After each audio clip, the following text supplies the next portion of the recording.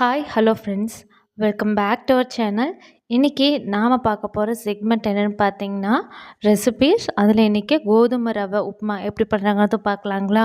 First இதுக்கு வடை சட்டி நல்லா காஞ்சக்கப்புறம் 2 to 3 tablespoon of oil add பண்ணிக்கோங்க. கோதுமை உப்புமாங்கும்போது கொஞ்சமாக ஆயில் ஜாஸ்தியாக தான் உங்களுக்கு ஃப்ளேவரும் கிடைக்கும். நல்லா காஞ்சக்கப்புறமா கொஞ்சம் கடுகு, கொஞ்சமாக கடலப்பருப்பு, ஒரு சின்ன டீஸ்பூன் அளவுக்கு கடலப்பருப்பு, ஒரு சின்ன டீஸ்பூன் அளவுக்கு உளுத்தம்பருப்பு ஆட் பண்ணிவிட்டு, ஒரு மீடியம் சைஸ் பெரிய வெங்காயம் நீல வாக்கில் கட் பண்ணி நல்லா வதக்கிக்கோங்க. இது நல்லா வதங்கினதுக்கப்புறமா நான் காரத்துக்காக இன்றைக்கி வரமிளகா ஆட் பண்ணுறேன். நல்லா காரமாக இருக்கக்கூடிய வரமிளகா 2லேருந்து 3 எடுத்துக்கிறேன். 2மே மீடியம் சைஸாக இருக்கிறது தான். அப்போ உங்களுக்கு என்டையராக இருக்கும். நம்ம மிளகா காரத்தில் தான் செய்ய போகிறோம். இல்லை எனக்கு பச்சை மிளகா பிடிக்கும் அப்படின்னா நீங்கள் பச்சை மிளகா கூட ஆட் பண்ணிக்கலாம். மிளகா ஆட் பண்ணக்கப்புறமா கொஞ்சமாக கருவேப்பந்தழை நல்லா வதங்கணும். ஃபுல்லுமே எல்லாமே மிளகாய் வெங்காயம் எல்லாமே வதங்கினக்கப்புறமா கொஞ்சமாக கொத்தமல்லி தழை.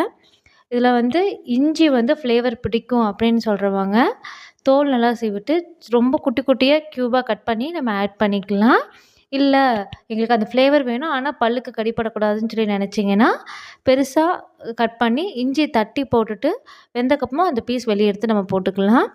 இப்போது ஒரு நாட்டு தக்காளி, மீடியம் சைஸ் நாட்டு தக்காளி, நல்லா பழுத்த தக்காளியாக எடுத்திருக்கேன். ஆட் பண்ணக்கப்புறமா கொஞ்சம் ஃப்ளேவருக்காக ஒரு 2 to 3 ட்ராப்ஸ் அளவுக்கு நான் கோகோனட் ஆயில் விட்டுருக்கேன். கோகோனட் ஆயில் ஃப்ளேவர் பிடிக்காது அப்படின்னு இருக்கவங்க நீங்கள் இதை அந்த ஸ்டெப் ஸ்கிப் பண்ணிக்கலாம். இப்போ இதை ஆட் பண்ணிவிட்டு நல்லா வதங்கணும். ஒரு 2 to 3 மினிட்ஸ் அளவுக்கு நல்லா சன்னமாக வச்சு நீங்கள் வதக்கினதுக்கப்புறமா இந்த இதுக்கு தேவையான அளவு உப்பு, அது கோதுமை ரவைக்கும் சேர்த்து தேவையான அளவு உப்பு இப்போவே போட்டிங்கன்னா வதங்கின்னு உங்களுக்கு கரெக்டாயிரும். இப்போ நல்லா வதங்கணும். இப்போ இது நல்லா வதங்கணும். இந்த வதங்கிட்டு டைமே பார்த்தீங்கன்னா நான் ஒரு சின்ன இதை ஃபாலோ பண்ணுறேன். பக்கத்தில் இருக்கக்கூடிய அடுப்பில் பார்த்தீங்கன்னா ஆல்ரெடி தண்ணி இதுக்கு தேவையான அளவுக்கு, இப்போ நான் 1 கப் கோதுமை ரவை எடுக்கணும்னா அதுக்கு 2லேருந்து 2.5 கப் அளவுக்கு தண்ணி ஆல்ரெடி சுடு தண்ணியை நான் வச்சு விட்டுருக்கேன். இப்போ இது நல்லா இது பண்ணக்கப்புறம் கொஞ்சம் அதை மசிச்சு விடுங்க அந்த எண்ணெயில் இதாகிற அளவுக்கு. இல்லை ஆயில் ரொம்ப வேண்டாம் அப்படின்னு நினைக்கிறவங்க நீங்கள் ஒரு 2.5 ஸ்பூன் 2 ஸ்பூன் ஆட் பண்ணால் கூட ஓகே தான். இப்போ நல்லா எல்லாமே கலந்துருச்சு, வெந்துருச்சு. ஆல்ரெடி தண்ணி நான் கொதிக்க வச்சு வச்சுருந்தேன். அந்த தண்ணி இப்போ நான் ஆட் பண்ணுறேன்.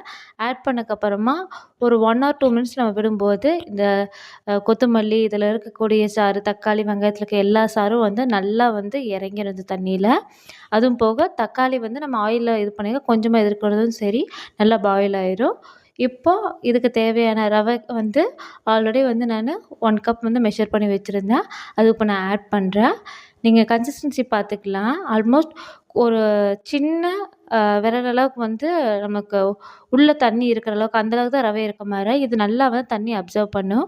இப்போ நல்லா கொதிக்கலே பார்த்திங்கன்னா நம்ம எடுக்கும்போதே பார்த்திங்கன்னா தெரியும் கொஞ்சம் தண்ணி இருக்க மாதிரி இருக்கும்.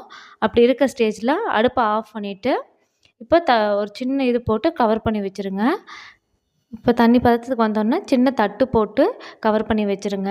ஏன்னா ஆல்மோஸ்ட் ஒரு 90% குக் ஆகிடுச்சு. இதுக்கப்புறமா அந்த தண்ணியோடதெல்லாம் வற்றுறது, அது வேகிறதெல்லாம் இதை ஆவியில் தான் வேகணும். இப்போ நல்லா ஒரு 5 மினிட்ஸ் ரெஸ்ட்டு கொடுத்துட்டேன். இப்போ நல்லா தண்ணி அப்சர்வ் ஆயிடுச்சு இந்த ரவையில். இப்போ சூப்பரான கோதுமை rava upma ready. Thanks for வாட்சிங். Please like and